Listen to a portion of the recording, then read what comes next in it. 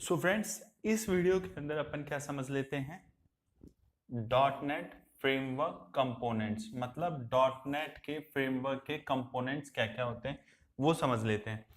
देखो, सबसे पहली बात तो ये कि जो आपके डॉट नेट फ्रेमवर्क कंपोनेंट्स है वो दो टाइप के होते हैं। एक तो कौन सा होता है, बीसीएल, ठीक है, एक बीसीएल होता है और दूसरा कौन सा होता है, सीएलआर, ठीक है। तो अपन अभी बीसीएल को देखते हैं, फिर अपन सीएलआर को देखेंगे। ओके फ्रेंड्स, तो अब अपन समझ लेते हैं इसको, बीसीएल। अब ये बीसीएल होता क्या है, देखो, ये जो आपका बीसीएल है ना, इसको अपन बोलते हैं बेस क्लास लाइब्रेरीज, ठीक है। इसको अपन क्या बोलते हैं, बेस क्लास लाइब्रेरीज।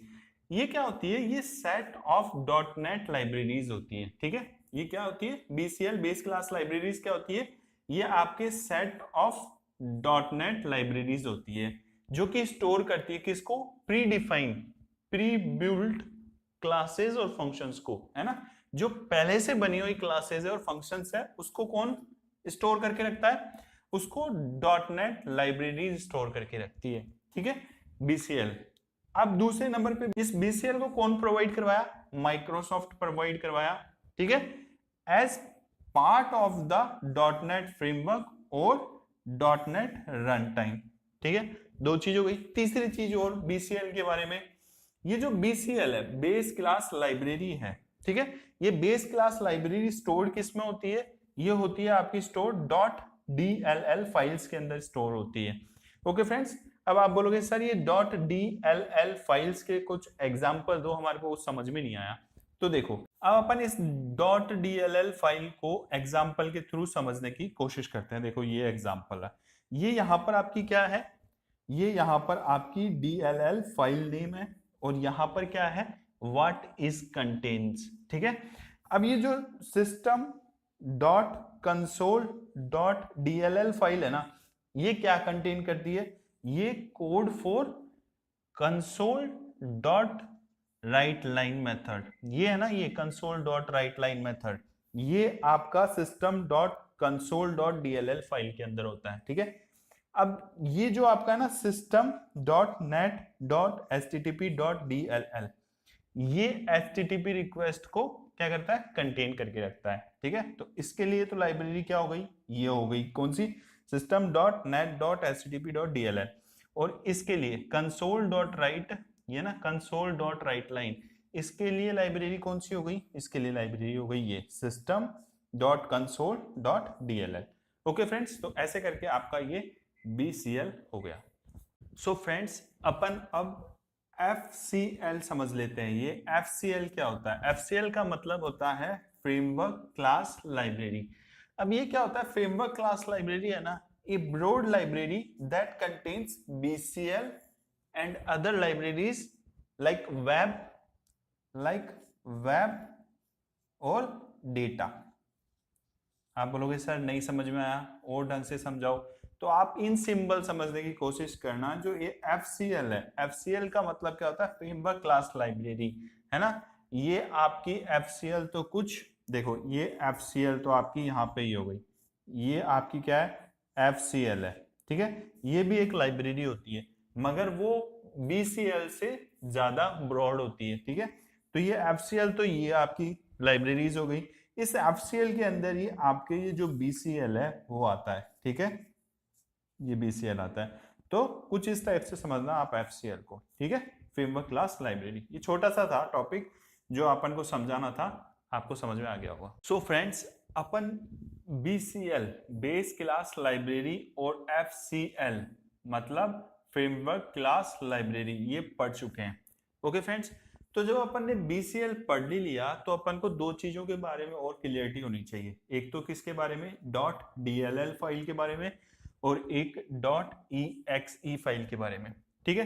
तो जब भी आप अपने प्रोग्राम में कुछ इस टाइप का कोड देखते हो, console dot right line method, तो आप क्या समझना, आप समझना ये जो BCL है ना, BCL डॉट DLL, ये BCL.DLL फाइल है ना, उसके अंदर ऑलरेडी डिफाइंड ये एक मेथड है, ठीक है।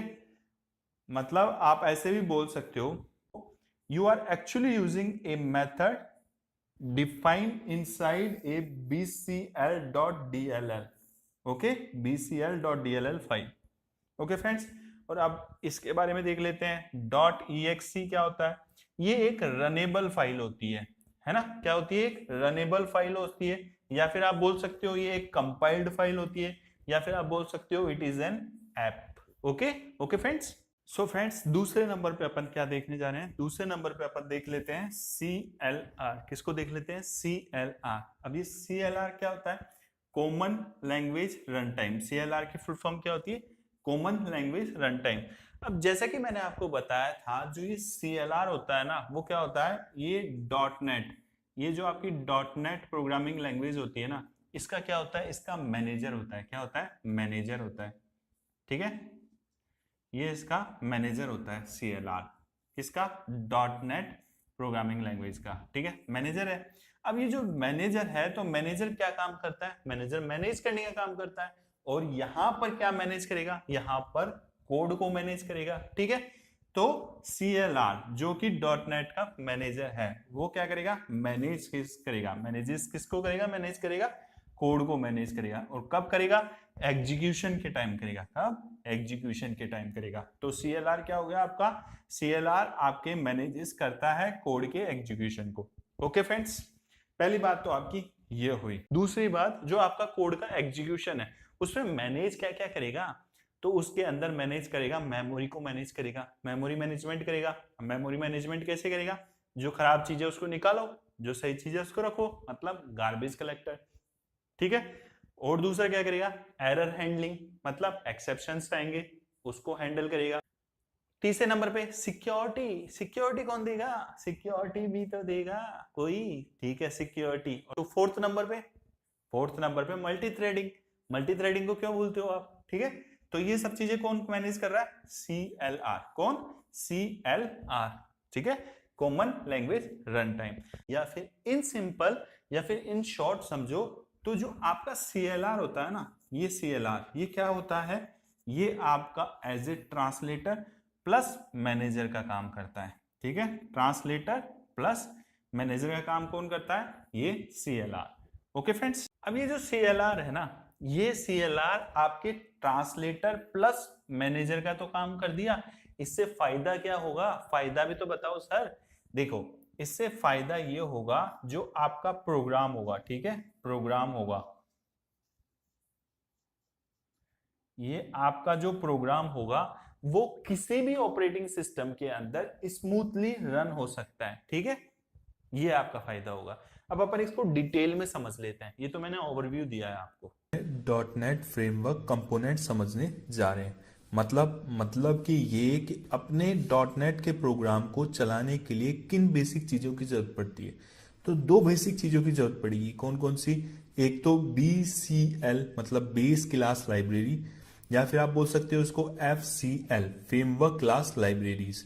और सेकंड किसकी जरूरत पड़ेगी? सेकंड अपन को जरूरत पड़ेगी CLR की, मतलब कॉमन लैंग्वेज रन टाइम। इन दो चीजों की अपन को जरूरत पड़ती है। तो अब अपन इनको डिस्क्रिप्शन से मतलब विस्तार से समझने की कोशिश करते हैं। ओके फ्रेंड्स, अब देखो, आपको इनके बारे में गजब गजब चीजें बताऊंगा मैं आपको। तो सबसे पहले अपन क्या समझेंगे? BCL मतलब बेस क्लास लाइब्रेरीज, और इसको क्या बोलते हैं अपन? FCL मतलब फ्रेमवर्क क्लास लाइब्रेरीज। देखो, ये बहुत इंपॉर्टेंट है, इनको आपको समझने में ज्यादा टाइम भी नहीं लगेगा और मजा भी आएगा। समझते जाओ। देखो, ये जो आपकी बेस क्लास लाइब्रेरीज होती है ना, ये बहुत हद तक सिमिलर होती है किसके? जैसे कि हेडर फाइल्स होती है ना C और C++ के अंदर, और जावा के अंदर पैकेजेस होती है, लगभग उनके सिमिलर होती है ये, है ना। और .NET के अंदर इनको अपन क्या बोलते हैं? क्लास लाइब्रेरीज बोल सकते हो आप इनको, या फिर आप इनको नेम स्पेसेस बोल सकते हो। ये बेस क्लास लाइब्रेरीज होती है ना, ये बिल्डिंग ब्लॉक है किसका? .NET का। अगर बेस क्लास लाइब्रेरीज नहीं हो तो अपन .NET कोर के प्रोग्राम नहीं लिख सकते। अब लाइब्रेरीज ही नहीं होगी तो अपन कोड कैसे एग्जीक्यूट करेंगे? फॉर एग्जाम्पल, मान लो अभी अपन ने पहले समझा था ना कंसोल क्लास। अब उस कंसोल क्लास को रन करने के लिए अपन को लाइब्रेरी चाहिए, मतलब नेम स्पेस चाहिए। कौन सी?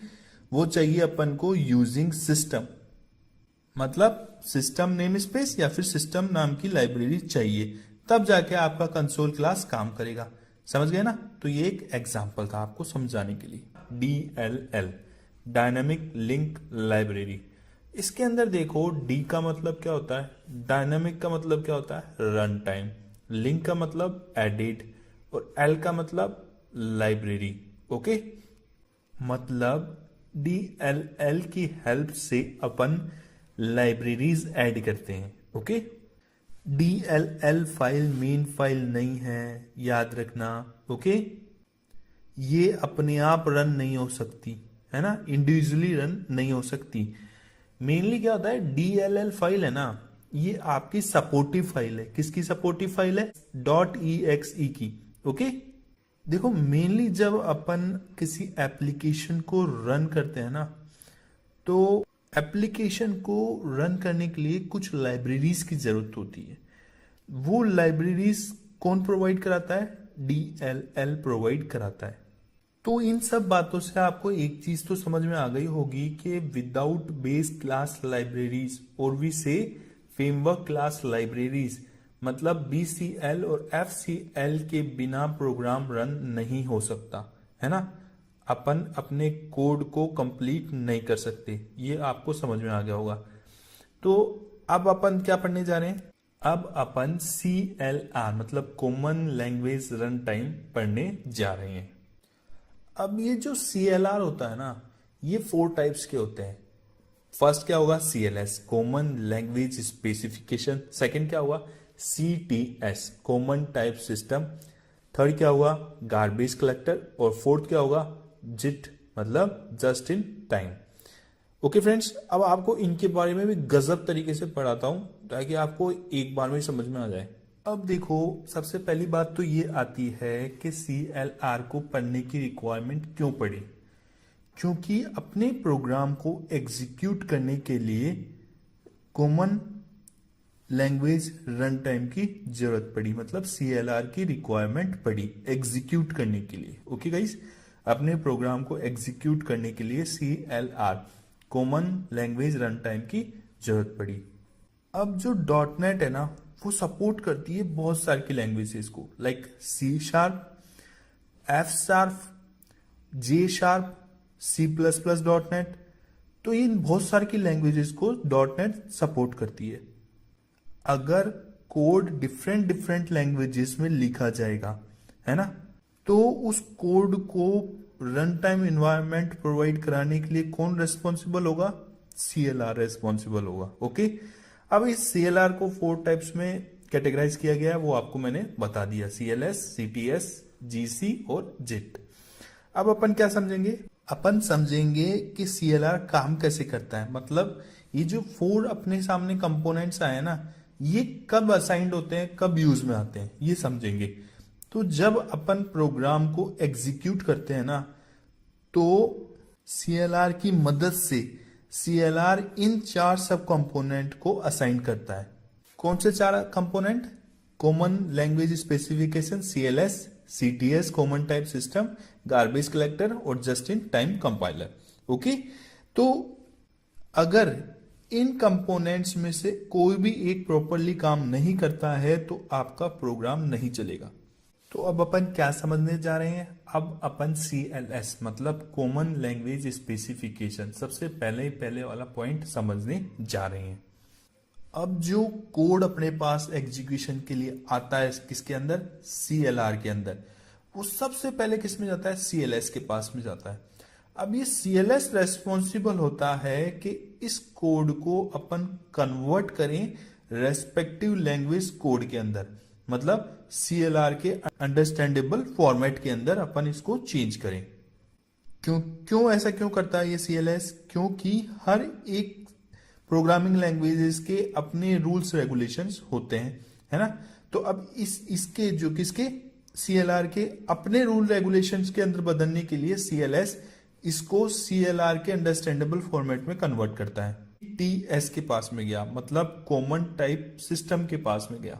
अब आप CTS मतलब कॉमन टाइप सिस्टम को डेटा टाइप सिस्टम भी बोल सकते हो। हर एक प्रोग्रामिंग लैंग्वेज की खुद की डेटा टाइप सिस्टम होती है ना, वो दूसरे की डेटा टाइप सिस्टम को नहीं समझ सकता। फॉर एग्जाम्पल C# की डेटा टाइप डिफरेंट है, VB.NET की डेटा टाइप सिस्टम अलग होती है, J# की डेटा टाइप सिस्टम अलग होती है। तो आप इन सब के डेटा टाइप को कन्वर्ट करने के लिए CLR के पास में क्या है, CTS है, जिसकी मदद से वो डेटा टाइप को खुद के अंडरस्टैंडेबल फॉर्मेट में चेंज कर लेता है। कौन चेंज कर लेता है? CLR। CLR का फुल फॉर्म क्या होगा? कॉमन लैंग्वेज रन टाइम, है ना। किसकी हेल्प से करता है? CTS, कॉमन टाइप सिस्टम की हेल्प से, है ना। टाइप सिस्टम समझते ही आप डेटा टाइप सिस्टम समझ जाओ, मतलब डेटा टाइप में कन्वर्ट करेगा। अब जैसे ही डेटा टाइप में कन्वर्ट हो गया, उसके बाद में आगे किसके पास जाएगा कोड? गार्बेज कलेक्टर के पास में जाएगा। ओके, अब इस गार्बेज कलेक्टर का मेन काम क्या होता है? इसका मेन काम होता है ऑटोमेटिक मेमोरी मैनेजमेंट, मतलब ये मेमोरी को मैनेज करने का काम करता है। जैसे मान लो कि हम जब कोडिंग पार्ट लिखते हैं ना, मतलब जब कोडिंग पार्ट राइट करते हैं ना, तो उस कोडिंग को स्पेस चाहिए होता है। वो कौन प्रोवाइड कराता है? गार्बेज कलेक्टर प्रोवाइड कराता है।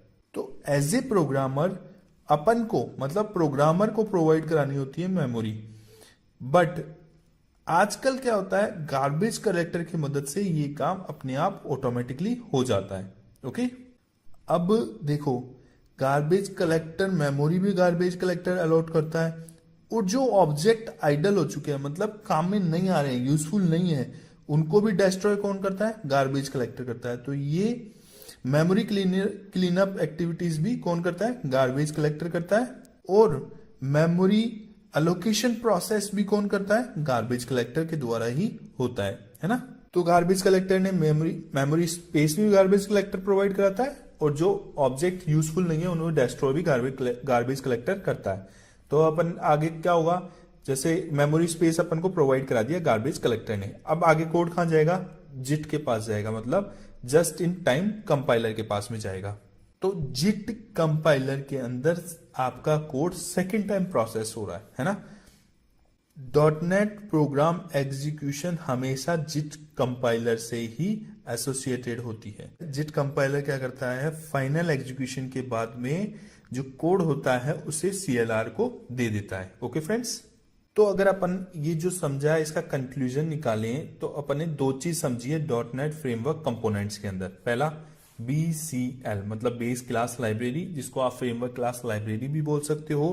तो कोड निकलने के लिए, कोड लिखने के लिए अपन को बेस क्लास लाइब्रेरी की रिक्वायरमेंट होती है ना। अगर बेस क्लास लाइब्रेरी नहीं हो तो आप कोड नहीं लिख सकते, किसमें? .NET के अंदर। और कोड को एग्जीक्यूट करने के लिए CLR, मतलब कॉमन लैंग्वेज रन टाइम की रिक्वायरमेंट होती है।